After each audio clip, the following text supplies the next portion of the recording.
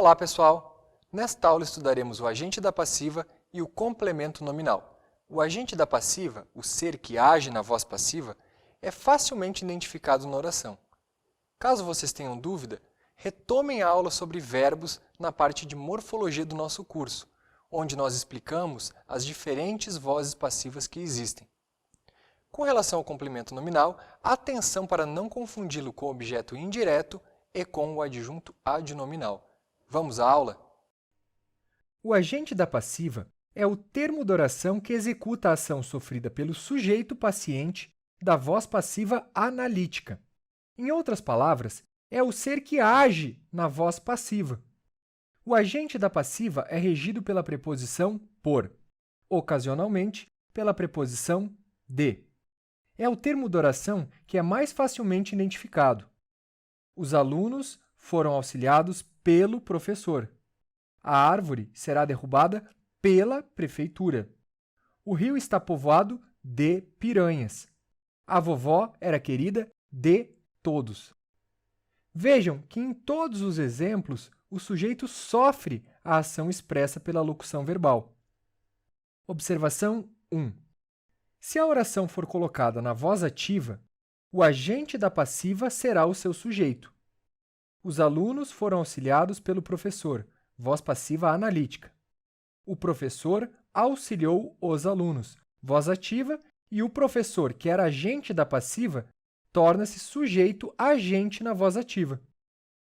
Observação 2. Na voz passiva analítica, o agente da passiva pode ser omitido.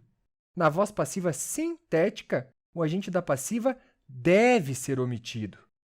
O barco foi atingido pelo torpedo. Voz passiva analítica com agente da passiva expresso, tudo correto. O barco foi atingido. Voz passiva analítica sem agente da passiva expresso, também correto. Atingiu-se o barco pelo torpedo. Opa! Voz passiva sintética com agente da passiva expresso, não pode, errado. Corrigindo a oração, atingiu-se o barco. Pronto. Voz passiva sintética sem agente da passiva explícito. Agora sim a oração está correta. Alguns casos do português arcaico apresentam o agente da passiva na voz passiva sintética com correção gramatical, como no último exemplo, escrito aos moldes do português arcaico. Aquela floresta se povoava de seres mágicos. Tudo ok. Chegamos ao último termo integrante da oração, o complemento nominal. É o termo que completa o sentido de nomes transitivos, nomes que exigem complemento. Sempre é preposicionado, com exceção do pronome oblíquo átono. O complemento nominal completa 3 classes de palavras: adjetivos, advérbios e substantivos abstratos. Não é qualquer substantivo, isso é importante. O complemento nominal somente complementará um substantivo se ele for abstrato. E é aqui que podem ocorrer confusões com a adjunta de nominal, que também complementa substantivos abstratos. Vamos exercitar a identificação dos complementos nominais por meio de exemplos. Complementando adjetivos. Ele era insensível ao sofrimento. O adjetivo insensível pede um complemento que lhe conclua o sentido. O diretor é tolerante com os faltosos. O pagamento será proporcional ao trabalho. Um pronome oblíquo átono pode ser complemento nominal e não precisa estar colado ao adjetivo que complementa. A notícia nos era inaceitável. Nos complementa o adjetivo inaceitável. Os complementos nominais também completam advérbios.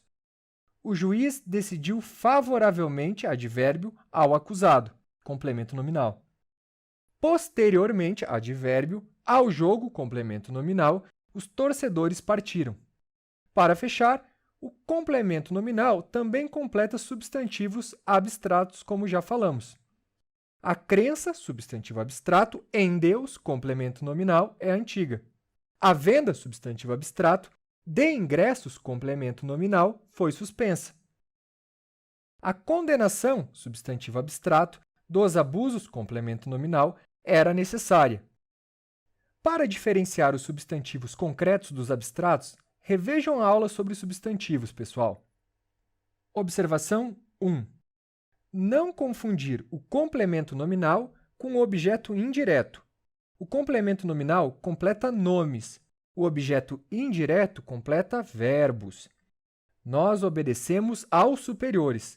Aos superiores está complementando o verbo obedecemos. Portanto, é objeto indireto. A obediência aos superiores é recomendável. Agora, aos superiores está complementando o substantivo abstrato obediência. Portanto, é complemento nominal. Muita atenção com isso. Observação 2. Não confundir o complemento nominal com a adjunta de nominal. Às vezes, a fronteira entre os dois é muito turva, pessoal. O regresso da esquadra foi emocionante. Então, da esquadra é complemento ou adjunto? O regresso à pátria foi emocionante. E aí, a pátria é complemento ou adjunto? Para encontrar a resposta, temos que identificar se a construção tem sentido ativo ou passivo. No primeiro exemplo, o sentido é obviamente ativo. É a esquadra que regressou. Se o sentido é ativo, o termo que acompanha o substantivo abstrato é adjunta de nominal. No segundo exemplo, o sentido é passivo. Não é a pátria que regressa. A pátria é alvo do regresso. Portanto, a pátria é complemento nominal. Então, gravem isto. Se a construção tem sentido ativo, o termo é adjunta de nominal. Se tem sentido passivo, é complemento nominal. Na próxima aula, pessoal, estudaremos os adjuntos. E aí, as diferenças entre o adjunta de nominal e o complemento nominal ficarão mais evidentes.